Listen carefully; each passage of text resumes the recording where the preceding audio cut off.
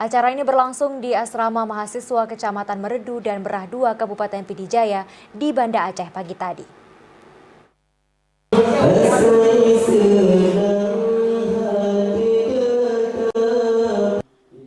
Peringatan Maulid Nabi Muhammad SAW yang diawali dengan penampilan zikir Maulid dan santunan anak yatim, selain dihadiri Wakil Bupati Pd Jaya Haji Said Mulyadi, juga unsur Forkopimda, para kepala satuan perangkat daerah, camat, pemuka masyarakat dan mahasiswa.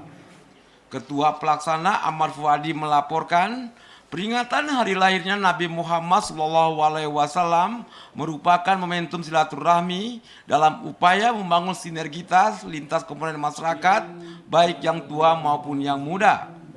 Di samping acara diisi dengan zikir dan santunan, juga pelantikan pengurus besar Himpunan Keluarga Masyarakat Merdu dan Merah II Hikmat Banda Aceh, sekaligus ceramah agama yang disampaikan Ustadz Masrul Aidil LC.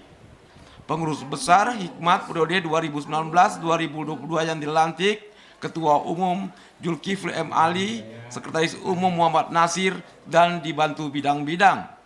Zulkifli M. Ali mengatakan kepengurusan Hikmat periode ini akan menitikberatkan pada 3 hal, yaitu menyiapkan dan meningkatkan SDM, silaturahim, dan melanjutkan visi pembangunan asrama Merdu dan Merah II yang belum tuntas.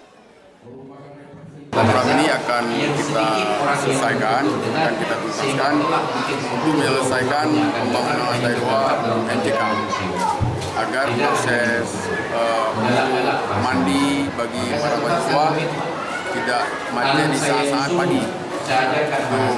Dekat pengurusan kami, mudah-mudahan itu bisa dilaksanakan dengan baik. Sementara Wakil Bupati Pd Jaya Haji Said Mulyadi mengatakan dengan peringatan Maulid dan pelantikan PB Hikmat akan menjembatani hal yang sangat dibutuhkan masyarakat.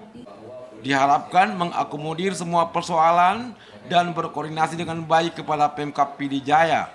Tim Liputan TVRI melaporkan dari Banda Aceh.